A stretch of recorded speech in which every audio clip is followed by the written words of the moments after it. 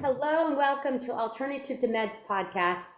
I'm your host, Debbie Nelson, and I'm so excited to introduce to you amazing integrative psychiatrist, Dr. Kendra Campbell with FreeRange Psychiatry. Welcome. Thank you, Debbie. So super psyched to be here and talk to you today. So I always tell people, because of the work that I do, when I find another doctor or another provider, my goal is to make a platform so people have resources and find what they're looking for. And so in TikTok, when I found you, chills went through me because it was so beautiful to see a psychiatrist, a highly trained, educated psychiatrist, speak out about what is working and what's not working. And so can you share with us about your vision with FreeRange and how you all got started?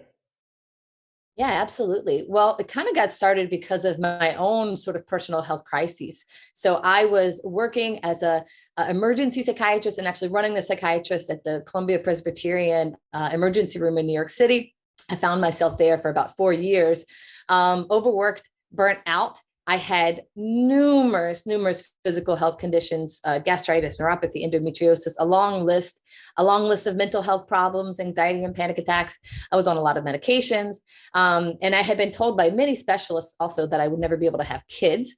But one day I decided to sort of, for whatever reason, I decided to see this sort of holistically minded doctor. She basically told me, I told her, well, I'll never have kids. So, that's a hopeless case. And she basically said, well, that's really not true at all. Probably if you quit your job and you changed your life radically, you probably could have kids. And she just said it very simply. And she didn't even tell me what to do, but something shifted. I now see this. I didn't really realize it at the time, but I now realize that I think what happened is I had been living life in somewhat of a victim mode. Up until then, feeling disempowered and like, I was just sick and that's what it was. And I had to take these medications and just going on in life thinking that I really didn't have much power or control over my health or anything else in my life. And something switched very drastically in my head that day. And I felt like I just shifted into my power and I shifted into realizing that I can do this. And so I did. And it was actually not even that hard. I think because of how profound the shift was, I really literally that day, quit a whole bunch of toxic habits, changed my life. I emailed my work and said, hey, I'm going to work way less hours. I eventually quit completely. Anyway, long story short is my own health and mental health was miraculously restored. All of these chronic mental and physical problems that supposedly I was supposed to take medication for life, it just went away. And I think I had, even before this, I didn't mention, but even before this, I had always sort of questioned the medical paradigm. I had always questioned the medical model of psychiatry. I was always a bit critical of it. But then seeing that shift, seeing firsthand what I could do, seeing what that feeling of empowerment felt like, once I did get pregnant, I actually did get pregnant. Literally the day I got pregnant, I had this sort of epiphany and said, I'm never doing this another day of my life. I'm not prescribing meds anymore. I'm not doing this. It's simply not. It's not in alignment and I'm getting out of here. So I did. I left my job. I left New York City, moved to Virginia. And then I opened FreeRange Psychiatry, which from the beginning, I'll admit it was a little scary. I didn't completely know what I was doing. I didn't have the experience yet. I learned everything I could and podcasts I read. And luckily I'm a reader. I read hundreds of books and articles and just sort of absorbed all of the knowledge and also, taking from my own personal experience. And I just started doing what I call holistic psychiatry, basically not using medications to help people with mental health problems. And then very quickly, what I noticed is that the people that were coming to me, the majority of the people that were coming to me were people who were on psychiatric medications, but stuck. They couldn't get off. And of course, in my training, I didn't learn anything about psychiatric medication withdrawal or dependence or any of this. This was not even a single lecture in my entire training as a psychiatrist. So, but I had seen it, and I started thinking, well, let me dig into this. So then I dug into that literature. I went down that rabbit hole of what are these drugs actually doing? What kind of, and I found out that they in fact create chemical imbalances in our brain and body. And so that we do become extremely and profoundly dependent upon them. So ever since that day, I just had more and more patients that were coming to see me that were saying, I just want to get off these drugs and I need your help. And I sort of developed over these years a way of very successfully actually getting people off of these psychiatric drugs by using a really, really, really, really truly mind, body, spirit holistic approach. And so that's basically what I am doing now. And, honestly, there are, as you and I know, there are so few doctors or providers at all that have any that even admit that this is an issue, much less actually expertise in it. So it's pretty overwhelming because there are a lot of people out there that need this help. And I feel like there need to be a couple of thousand of me doing this at least. Oh, at least. I mean, that's why I get really excited, just because, doing the work that I've done, one of the biggest problems I find is the last thing I want to do is tell a mother, a child, someone who's suffering, well, I'm not sure where to send you. There's very limited people. So knowing that you're on this movement of training other psychiatrists, that's beautiful. Like you're in the process of actually expanding it. So you do all telemedicine, correct? At this point, when I first started out, we did multiple things like house calls, and we had an office. Right now, we're about 99%. We're 99% virtual, although I do still do occasional house calls. But that's for very, limited people that may be able to see me close by, but mostly we are virtual. Yeah. Telemedicine. Okay. So then that way, when someone actually comes, what does a virtual appointment look like whenever they book with you? Like how long do they usually work? I noticed on your website, you say, basically like, if you're with us for a long time, we're not doing our job. That's exactly like right. Almost a declaration right up front. Like my intention isn't that you're with me forever. That's what most psychiatrists do. That's not I would say, normal that anyone ever hears, because once they receive a diagnostic code, it's pretty much like, well, this is forever. That's exactly right. So we completely turned that completely upside down. And literally, like you said, from day one, it's what can I do to give you the skills to build this, to help you actually heal all the underlying issues. So I really do not want to see you forever. I want this to be a time limited thing. You're going to get better. You're going to then realize that you have all the power, and you always did, over your own health and healing. And that is key. I want to pass that torch to the person. I don't want to see them forever. That's not the goal. So basically what our approach looks like is we'll schedule the initial appointment. We call that a consultation. But before that, we will then send our patients this very long, I don't even know how many questions, hundreds of questions, holistic questionnaire. So we ask about everything from their childhood to their diet, medical problems, symptoms, histories of trauma, dental care. We sort of get into all the very, really deep into sort of all aspects of their life completely. And we do that because honestly, that then we go over that before their initial assessment, and we already have a lot of knowledge about them, so that when we meet for the first session, which is an hour-and-a-half video session, for that session, we don't have to spend so much time asking all of these questions. We already have a lot. So we can sort of really get to the meat of just knowing the person, getting to understand them, really understanding their mindset and everything like that. And then from that first visit, we create something that we're changing the name of it, but right now we call it our wellness plan, which is literally a roadmap. And it's a physical document, a PDF that we create for them. And it has all these little boxes in it. And each box, we give them like a customized sort of thing. So one of the boxes says like diet and nutrition. So there we would talk about what things are we recommending that you don't eat, that you do eat, what type of dietary things are we recommending for your health. We also have like a box that has to do with like supplements and vitamins. Which ones of those are we going to recommend? Different little boxes for each thing. And also then at the first visit, the other thing that we do is we order a set of labs. So we do the baseline labs on every single patient that we see, no matter what. And I can tell you 99.99999% of people have at least something that comes back that they did not know. And that usually no other doctor had ever even tested before by the time that they see us, right? Really? And they're like, what? I have insulin. Yeah, very commonly. They had no idea that they had insulin resistance or, extremely low B12 or many things that other doctors hadn't even picked up on. Now, sometimes we start with the basic sort of blood tests, but then for other patients that may have more complex medical issues, we sometimes even go deeper, like testing their hair for heavy metals. We do what's called oat testing, looking at organic acids, checking for mold, all these things. depending upon how complex and what kind of symptoms the person is having. So we create that wellness plan. Like I said, it's like step-by-step little game plan for the person. And then basically we just continue to meet for them periodically for what we call progress sessions. And we see how they're doing. And we tweak the plan. How are you doing? How is the taper plan going? How is the meditation going? How is the diet going? And we meet with them. We change the plan based on, how the person is doing. And essentially we keep meeting with them until their goals are met. And generally their goals are things like to get off of whatever medication they may be on, or to not take a medication for some people, get their health back, be able to go to work, be happy in their relationship, be able to feel happy, feel creative, feel spiritually connected, whatever their goals are. And we ask and talk about their goals from day one, right? And by the way, PS, their goals are not like what a traditional psychiatrist's goals would be like, not feeling this or sleeping or whatever. Like usually in the standard traditional psychiatric visit, the doctor comes up with the goals, right? Like the doctor says, my goal is for you to do this. And they don't really ever ask the patient what it is that they want. And there's often a disconnect between what the doctor's trying to do and what the patient actually wants. So for us, it's really important to know what are your goals. And once those are achieved, essentially, then they no longer need to see us anymore.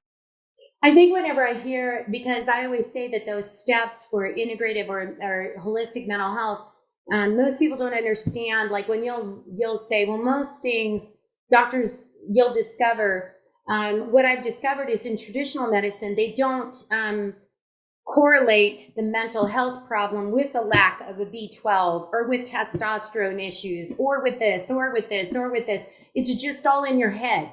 Like the brain somehow is separated from the rest of the body. It's not like an organ like anything else in our body that needs to be cared for. It's pretty much like the nutrition, many psychiatrists will say that has nothing to do. It has nothing, where science is playing over and over again. It has the microbiome and all of these things scientifically are being proven. And yet we still have a business model where many people don't hear that message. And that's sad. It's so sad. It's so sad. And I often say that, the work that I'm doing, what I call like holistic psychiatry that I do now, really, I am not using anything that I learned in medical school residency for the most part. Like I'm using all the things that I had to self-teach myself. I had to go out and learn these things because none of these things were taught to me. All of this basic stuff, which by the way, it's not even that complex. Like it's basic stuff, right? Basic stuff about like how B12 affects your mood. Like these are not like crazy out there like things like some people try to say, but you're right. They are not. They are taught that, mental illness, first of all, they're taught that those are a real thing, which I question that, but also, and that they are, yes, it lives in our brain, and it's just our brain is just this bag of chemicals, bag of neurotransmitters. And if you put, dump in some other chemicals, it changes the composition of those chemicals. And then somehow miraculously, those mental illness things are supposed to go away. That absolutely makes zero sense. And it's not even scientifically valid, right? Like they've actually looked at this. They've tried to test these hypotheses, the neurotransmitter imbalances, and they found again and again, and especially in the large meta-analysis that was published last year by Dr. Joanne Moncrief, which basically definitively said, look, we looked at every study that tried to find that there was some chemical imbalance, and there wasn't one. There's nothing. Right. And yet we're still prescribing these drugs that are supposed to treat this so-called imbalance. I love one of your quotes, but, with the DSM, and now, especially from COVID, we have this epidemic of, we have elderly people who were in, elderly people heavily medicated, young children, all different individuals. The DSM has just exploded with continued diagnostic codes, basically, in it. What you're feeling about the DSM and how it's reflective for people in this day and age? So my quote is that the DSM is good for two things, and that is toilet paper and kindling for a fire, basically. Literally. I guess also I should throw in there insurance billing, right? Which is a whole other thing. Well, actually, so this is just a crazy thing. I was on the American Psychiatric Assembly. So I was actually an assembly person for the state of New York for I think 3 years or something like that. So I in the time that I was in the APA Assembly was when they were creating the DSM-5. So I was actually there. I was actually literally in the meetings and watching things. And even at the time, and then I was still like somewhat indoctrinated, right? Because I was, I had gone through the thing and I was trying to be a good psychiatrist and everything. But even then it was weird and bizarre. And it, like, my intuition just told me, like, this is not right, because there was no science. There was no science to any of this. It was like old white heterosexual men, like, voting on what is normal and what is not normal. It didn't make any sense. And so I really find the DSM and the way that it looks at it, it's, the diagnoses in the DSM, what they're calling a diagnosis, what they're calling a disorder, is a collection of symptoms. But there's not one sentence in the DSM that talks about what is the cause of those symptoms. There's not one sentence in the DSM, I think, that even, that talks about, well, how would we treat the cause? So this is the most bizarre, it's like we're living in this bizarro, weird world where we have all of these psychiatrists, so-called doctors, giving people these labels, these disorders, because they have certain symptoms, never once stopping to say, why? And that's it.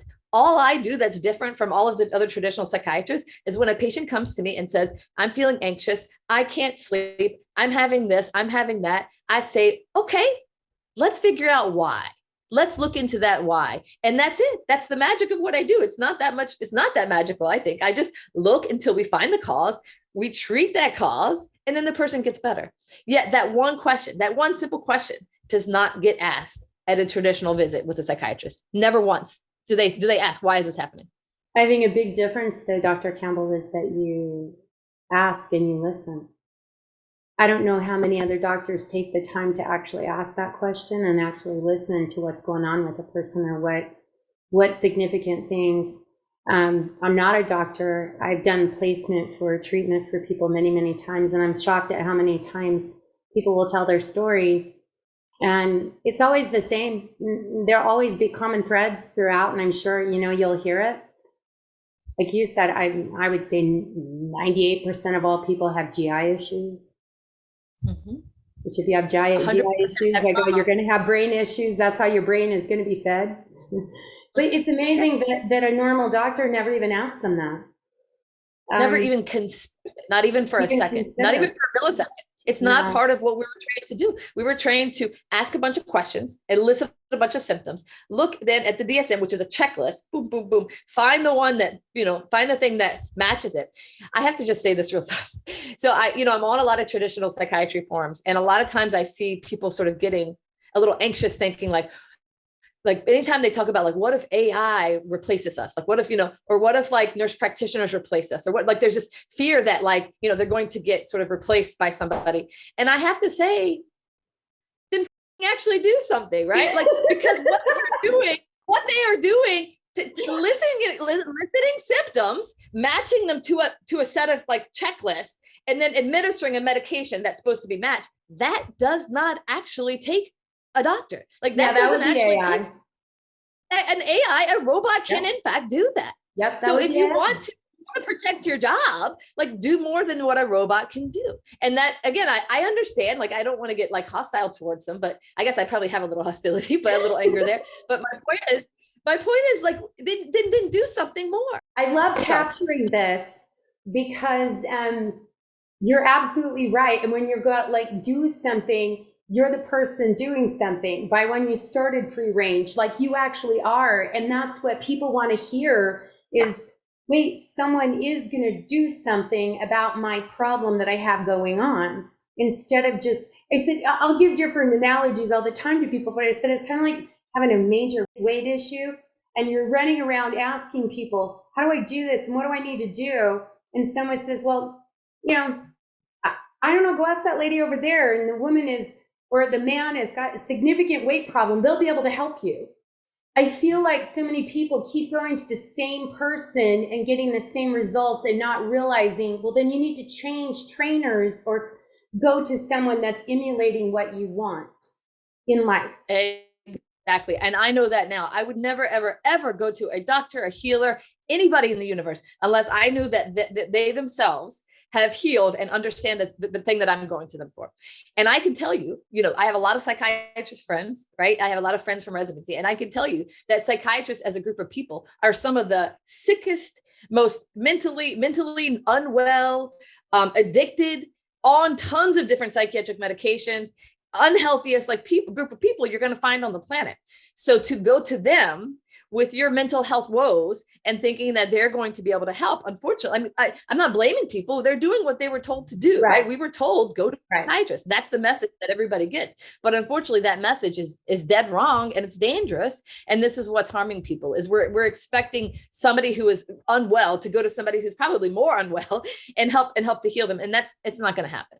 It can't happen. So what inspired you to go onto TikTok and really start taking this viral? Just because you do it, and you do a lot of TikToks, and it's a ton of people that, I mean, that's how I found you, that like supportive. And then there'll be the people that are almost in shock. Like, how could you ever speak out against something like this? But I'm noticing, like, what made you decide, because it feels like this is your passion to make this movement roll like mine. Like, people have to know there has to be a better way. So, yeah, I mean, when did you start doing it, and how often do you do them? Yeah, so it is definitely my passion to get that word out there. Although it's funny, I have to tell you the true story, which is that my husband found TikTok, and it was probably like 6 months, maybe a year, of him every day going, you should go on TikTok, you should go on TikTok. and every day me going, no, I don't want to do that. I don't want to do that. Until finally I was like, fine, just to get you to shut up, I'll like start making some TikToks. And that was probably about a year ago. And I will say, like, in the beginning, like, I had not a whole lot of views. And then there was this one video where I remember, I think I had just finished running, and I don't remember what triggered it, but something triggered it. And I felt a little angry. I was just like, I gotta tell the world this thing. And so I made a TikTok, and I don't remember exactly what I said because they took it down since then. But it was something about the fact that, like, you know, these psychiatric drugs do not treat anything. We keep calling them treatment, but they don't actually treat anything. They have tons of risks. People are becoming very addicted to them, something to that extent. And then that one video went viral. And then it was like, after that happened, something inside of me shifted. And I realized, like, okay, like, this is a place, like, this is a forum, this is a tool that I can use to help get that message out there. And in doing this, yes, I mean, I have realized so much about myself and so much about the world, by the way, too. Like, it's very fascinating microcosm on TikTok, like, you know, and it's almost like this huge psychological experiment in my mind, because just to see how people react to different things and the different views, I kind of love it, actually. I kind of love just sort of seeing how people react. And yes, some people see me and they are just, you know, it's so aligned, and they're like, thank God there's somebody who's saying the thing that I've been thinking for like 50 years. And now there's a doctor out here saying it. And so I think there's a lot of relief for a lot of people, like, oh, yes, she's finally one of those damn doctors are saying something. And then a lot of people, I think it can also trigger a lot of anger, right? And what I've noticed particularly is it tends to be the people who are on psychiatric medications, right? Yep. And who are telling themselves the story. They're telling themselves the story that I need this medication. This medication saved my life. If I go off this medication, I will not have anything. Like, they've really cemented this message, which, by the way, society does that too, right? Society and advertising all say, you got to take your meds, stay on your meds. That's the message we all hear. So when they see somebody like me, who's an educated doctor, saying, well, saying some things about these precious medications that they have, you know, hold so dearly to, of course it kicks up. It kicks up some emotions. It kicks up anger and stuff like that. So, you know, people have sent me very, very mean messages, threats. I've been reported to the medical board. It's kicked up a lot. And yeah, to answer your question, I was posting almost every day, although I will say the past couple of months, I've gone down to maybe like every other day. But I just, like I said, I love it. It's such a fascinating platform. It's such an interesting place. And the really crazy thing is, I have a lot of videos on how to do stuff, like which vitamins to take and how to meditate and things like that. And a lot of free resources. And I put those out there because I want this information to be out there. I want it to be readily available to people. And I put that out there, let's say, like, a year ago, 6 months ago, and now I'm starting to get messages. I'm getting messages from moms and like all these people who tell me, I watched your video like 6 months ago and it woke me up. And then I started doing the things that you said. I started exercising, I started eating, and I'm off my medications now. And my life has changed. Like, so how crazy is that? Like, that's just from amazing. A TikTok video. Yeah. Like, I was not their doctor. Like, I'm used to like helping people as their doctor, sure. But now it's like I'm able to help people, like total strangers. Yeah, you have just a huge following. Yeah. I mean, like, to me, that's freaking amazing. I thank the universe every day that I have this platform that I can do that. I mean, it's honestly my dream to be able to help people that way. So I think it's been nice. Honestly, it's like when they hear, like when I watch your videos, I get happy because you do line out, you give a lot of free resources talking about certain deficiencies and what it causes. And so obviously it wouldn't be difficult, even down to, I love whenever you're like, hey, this is the top supplement I'd recommend, but here's number 2 that's a little bit more affordable. So if you're challenged with money. And I thought, what a beautiful thing that you said, because that's a frequent thing that people will say is, well, I don't have the money. Now, I also challenge all you people out there, the ones that are saying now, don't have a Jimmy John's lunch and tell me you don't have money for a supplement. Because, you know, I work as a health coach also, and I've worked with many people, and that's always, it's ironic how many people will feel as if, and I didn't have money when I started this, everyone, when I got educated on nutritional science and this for mental health. And I always say it really comes down to a lot of times just what you value.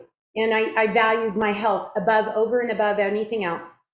Like 100%. And I went through a period of this where I was making very, very little money. And the same thing, I gave up, like I started making my own toothpaste. Yeah. Like I was growing my own vegetables. Like, you know what I mean? I was living off of very, very little when I didn't work during my postpartum period. So I had no income.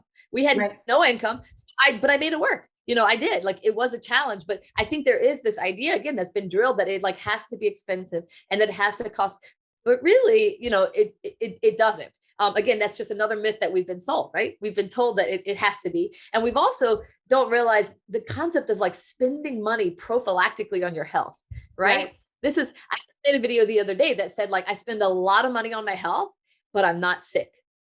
So how many people out there can say that? Usually people who are spending a lot of money on their health are people who have lots of medical problems and are very sick. So I've kind of switched that around, and I'm at a point in my life where, I continue to prioritize. I invest. I'm not sick. I'm perfectly well. I do all of these because I know that this dollar that I'm spending and that I'm going to get a massage or whatever it is that my body needs, it is worth it. It will be worth it. You have to prioritize it. And I said, it's important to me. So about my supplements, about a lot of different things, like there's certain things I will not skimp on, but I also recognize, I live in Sedona, so it's very costly to live where I live.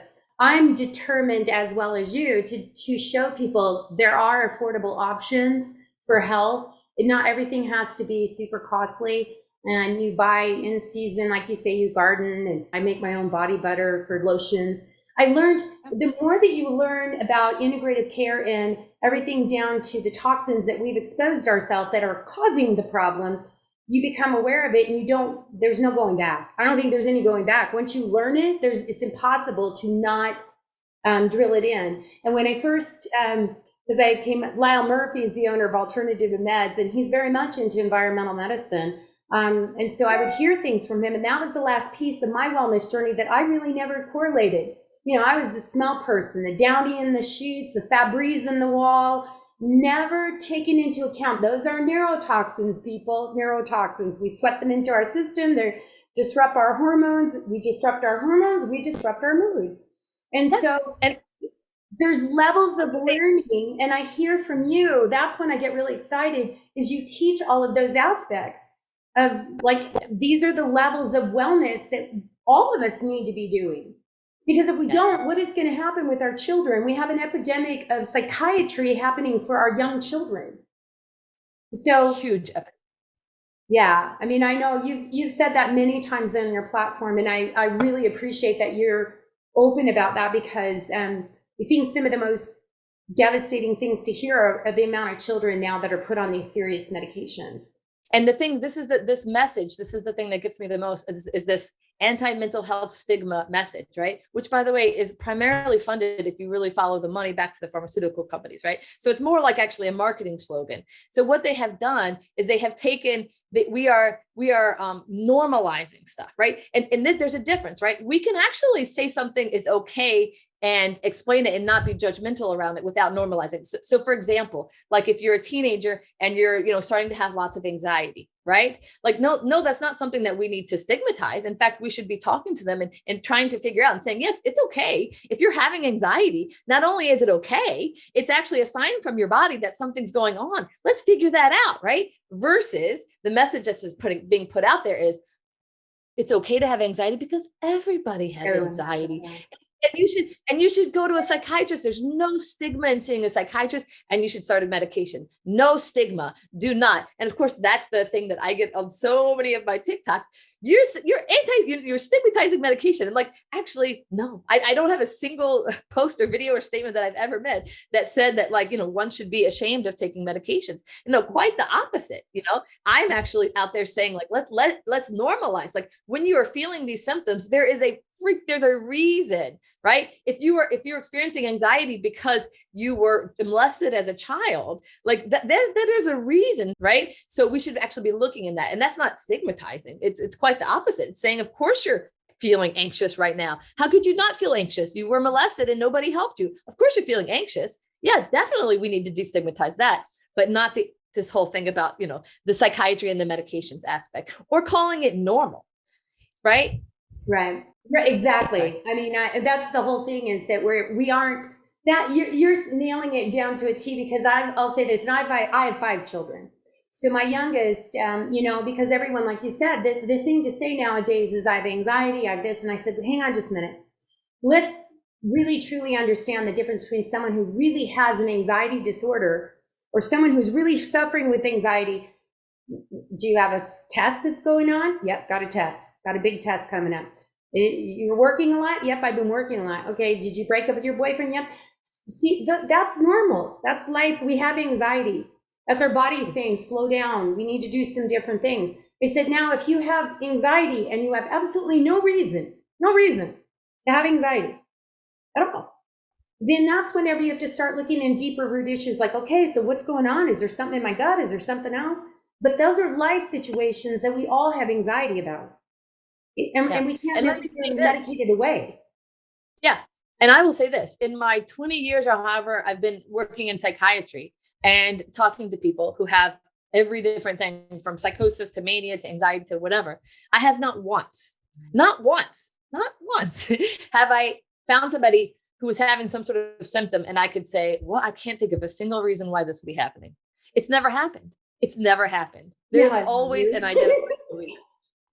It hasn't happened. So I don't know where, what this, thing is out there. Like, oh, well, if we can't find the cause, but it's not even that difficult most of the time. I mean, sometimes with some cases it requires a little bit more digging, but it's there. Most of the time, 90% of the time, it's so obvious. It's just hanging there right there. And it's just, that person probably would have even found it on their own. But again, they were told, don't listen to yourself. Don't check into your intuition. No. You don't know best. The doctor knows best. Like, go talk to your doctor about it, right? That's the message. You're having anxiety, talk to a doctor. Your foot hurts, talk to a doctor. Like, never once do we say, okay, what if you check in with yourself and check in with your body, right? You're the one in charge here, and see what your body might have to say about what's going on.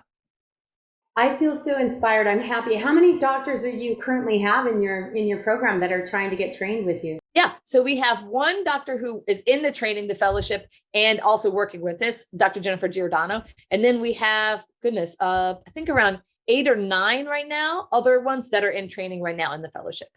Because so I quickly realized after I started FreeRange, I filled up very quickly. And within a very short period of time, I had a wait list, and I quickly realized, holy moly, like, there are millions of people out there, and I am one little doctor. And yet I didn't have places to refer people to, like, and everyone would say, well, if you can't see me, or if you're not in my state or whatever, can you refer me to someone else? And I would always say, I don't know anybody else.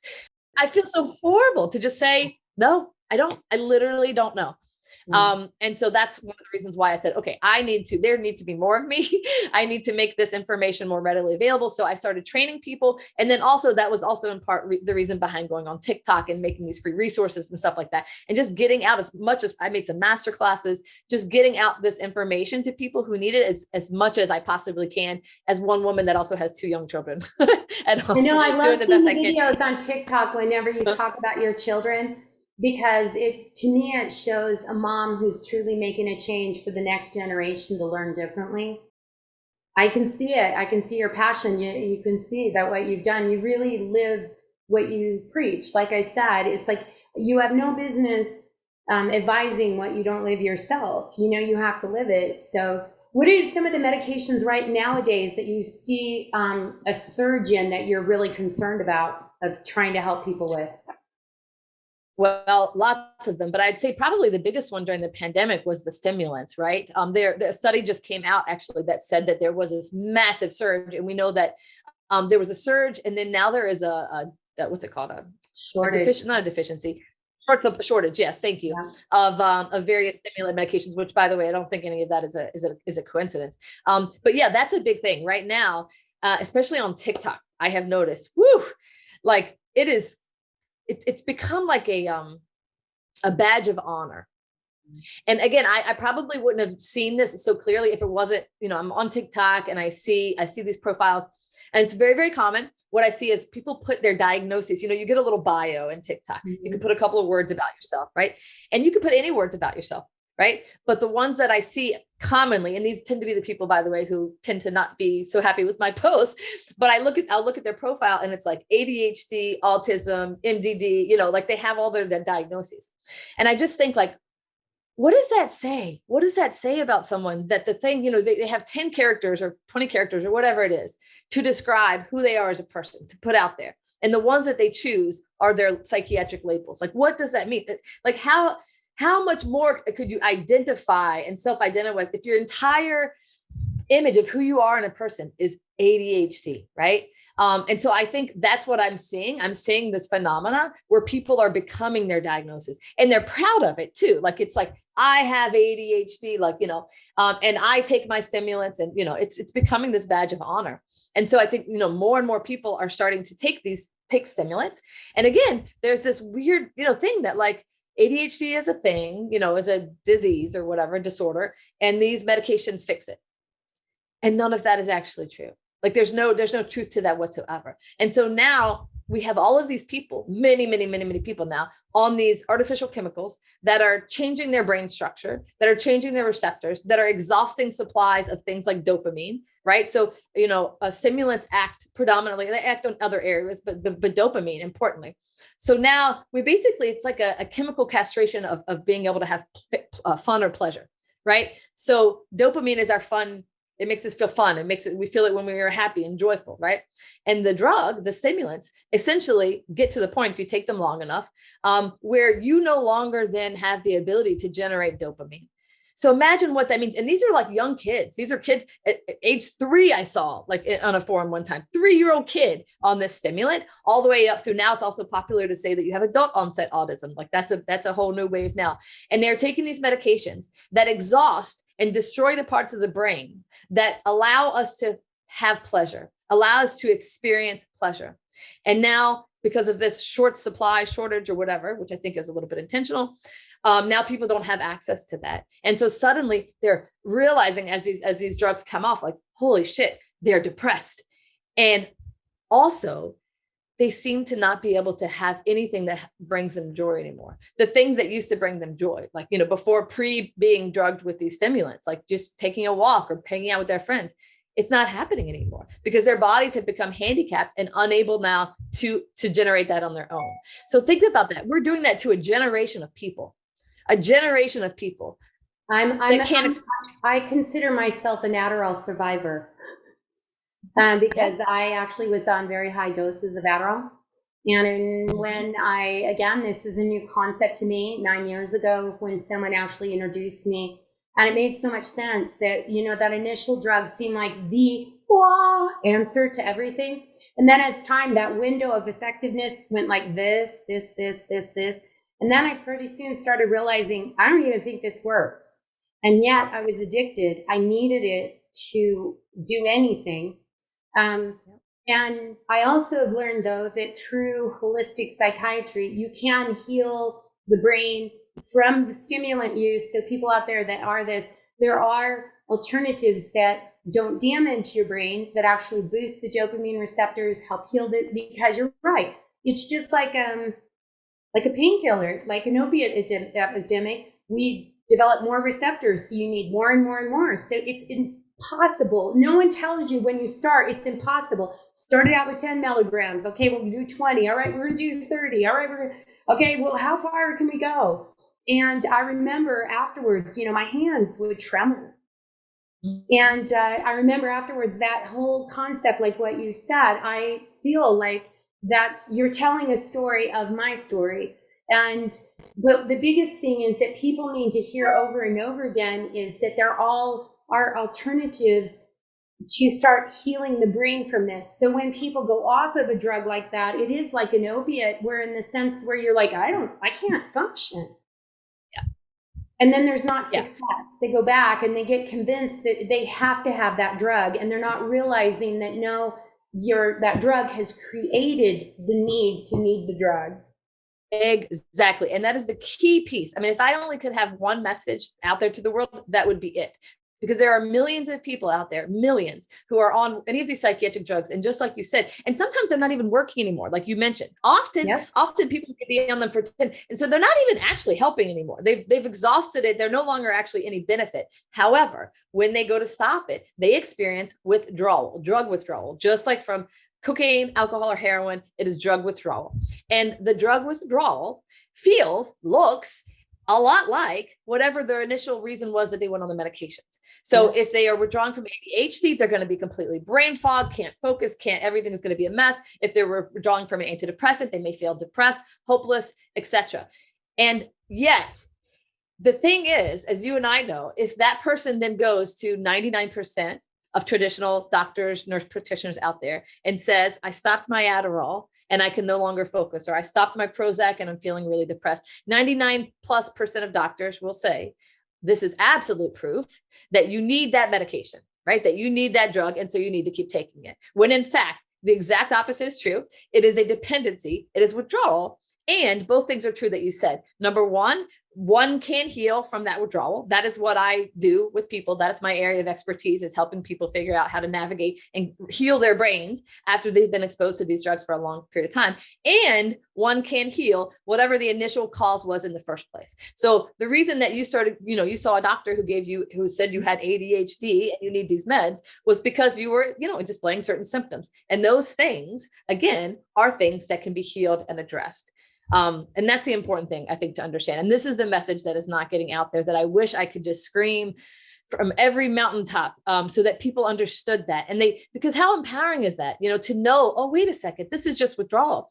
Imagine if, people who are on heroin and alcohol and things like that, they're told that, right? So when a heroin addict, starts going into withdrawal, everyone will just say, oh, that's just withdrawal, right? Like, you'll get through this. It's going to be okay. That's not evidence that you need to take heroin forever because you have some sort of syndrome that the heroin is treating, right? Like, everyone knows that. But for for very important reasons, we're not getting that message for these prescribed legal drugs, which have the exact same physiological effects. So yeah, we need that message. Absolutely. I literally went to get help, and I was on large dose, got taken off the Adderall, went back to the doctor that prescribed it to me and said, well, is there anything I can do for this? Because it's really bad. And I don't, he says, well, here's some Vyvanse. So I go into my little pharmacy, and he's like, well, this is a controlled substance too. And I said, well, what do you mean it's a controlled substance? He says it's the same thing. It's just how you break it down in your system. That's all.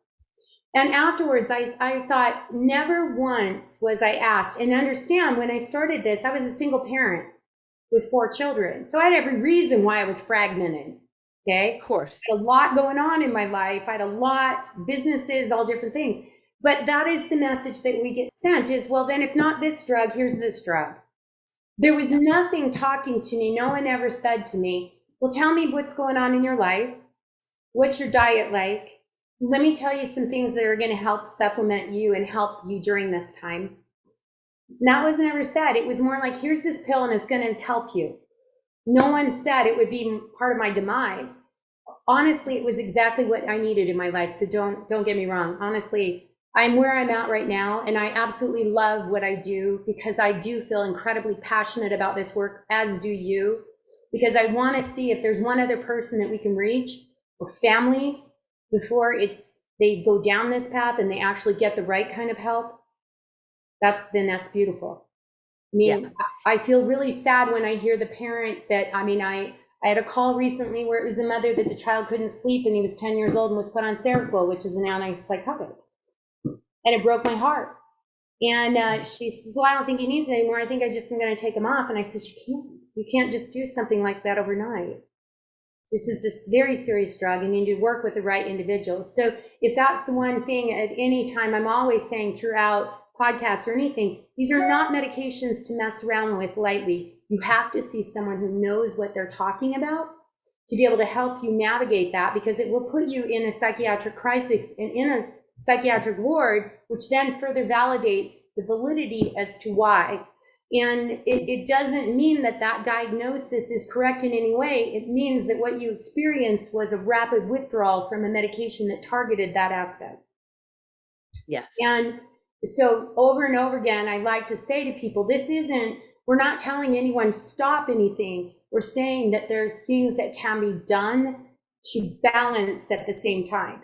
So, one of the metaphors I like using is like, don't decide you're going to run the marathon and just say, I'm doing it tomorrow. There's steps that have to be done so that you do accomplish that goal. And if your goal is to do this, what do you need to do? And Dr. Campbell is doing that. That's what you're doing. Because like you said, I've got this roadmap to help people, and you have tremendous success. Mm-hmm. Yeah, a lot of success. And I want to say too, and particularly important, that is people who have so-called like psychotic illnesses, schizophrenia, schizoaffective, and are on for, say, multiple antipsychotics and mood stabilizers. Those are even, of course, we have to take those even more carefully. And therein lies the message that I hear a lot too, right? I get this, well, my cousin went off his bipolar meds and, he started dancing naked, or he attacked his cousin or whatever, like started, I hear all these stories all the time. And I say, okay, did he just stop taking them? Or did he like carefully and slowly taper while at the same time working holistically to treat the cause? And of course, it's the first version. And so again, there is this idea that bipolar and schizophrenic people, when they go off their meds, that they're like so crazy and out of control, when really what we're doing, and I worked in a psychiatric emergency room, right?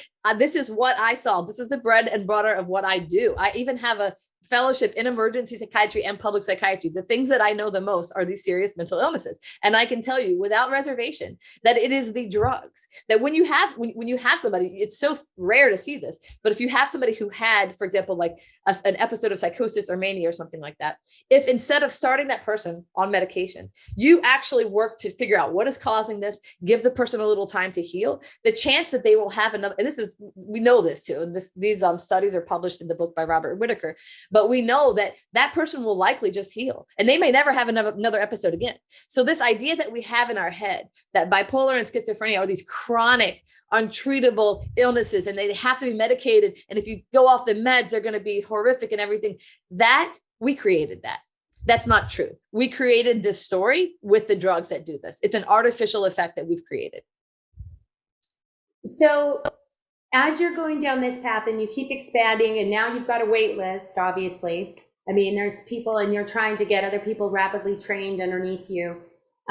What are some other people or resources, books or authors that you would recommend for people to even start down the path to educate themselves, to understand what they would need to do? So if they can't get to you, I always like to end on a note where there are resources. Read this book, do this, start here. Oh, yeah. And there are a lot of really great books. So my top recommendations would be Robert Whitaker. He's a journalist. He's not a doctor. He's a journalist, but he has 2 amazing books. My favorite would be Anatomy of an Epidemic. And then his other book, I can't think of it. My mind isn't letting me think of it right now, but he has a second book that's also really good. I can't remember the name of it, but Anatomy of an Epidemic is a must read for anybody. That's the first one I would. The other books, especially if you're struggling with anxiety and depression and you're looking to heal yourself, you want to figure out, well, how do I do this? How do I heal myself?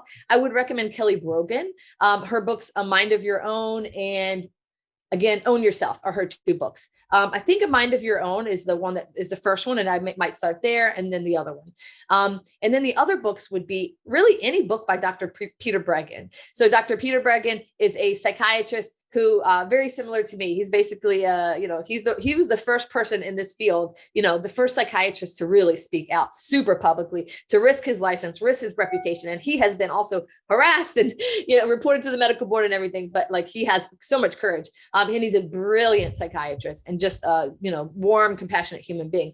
So any of his books are great. However, he has one specifically called, I can't remember I think it's called Coming Off of Psychiatric Drugs, or How to Come Off Psychiatric Drugs, or something like that.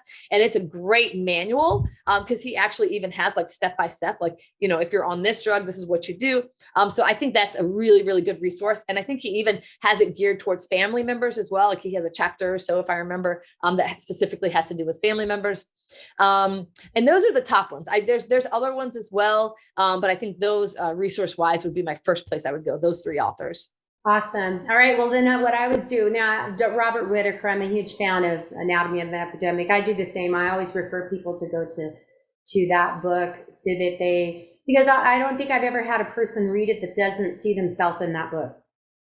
Yeah. Right. I mean, that's really, I mean, they see that, well, the business model, basically what psychiatry was originally laid out. So, Dr. Campbell, I appreciate you taking the time to share your work. I'm thankful for doctors like you that are really making a difference in people's lives. I'm thankful that you put yourself out there, and I know any trailblazer, you're doing something right when you get a lot of backlash, but to go on a very public forum and be highly educated, but actually put like you said, you've had threats against yourself, you're a trailblazer. You really are. You're a trailblazer, and you're helping families, and you're helping people on a global basis because of your willingness to do this. And I thank you, and I applaud you as a human, not even as a doctor, but as a human, that you have done this for the world. And thank you for these beautiful messages that I get to be a part of. I get to see you on TikTok, and but more importantly, that you're continuing to have other people know that there's options, that they can get better, that through example, you live your life through example. I mean, anyone who is not, we'll have the links down below. You do need to go on and join Dr. Campbell's TikTok, because every day she gives this beautiful, inspirational, and fun talks. And I think the more support, there's a lot of people that, like you say, they get that, and it planted the seed in someone's head. It planted the seed, and maybe before they put their child on that medication, I wish that poor mom that had their child put on Seroquel for sleep, she didn't know.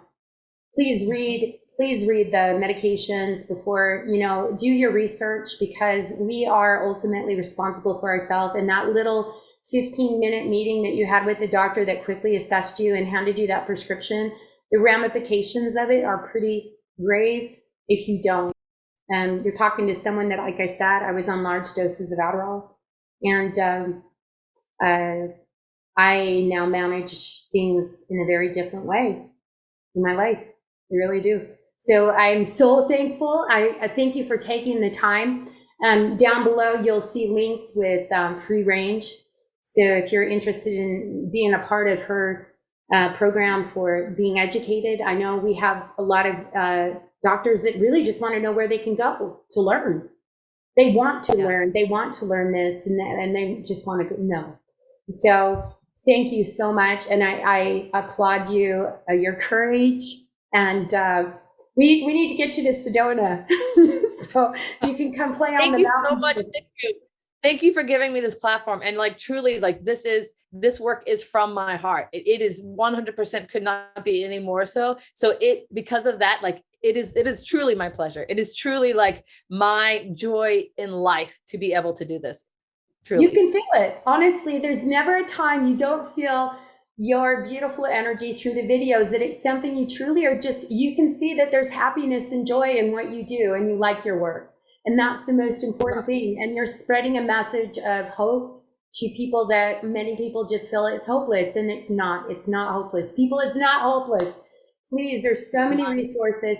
Pay attention. We'll put the links to the different books that Dr. Campbell has recommended below. And I promise you, I will go after those people, Dr. Campbell. We will connect them. We will put them on this platform, because they will get exposed and their work will get out there. So I appreciate you. Thank you for taking the time. Thank you so much, Debbie.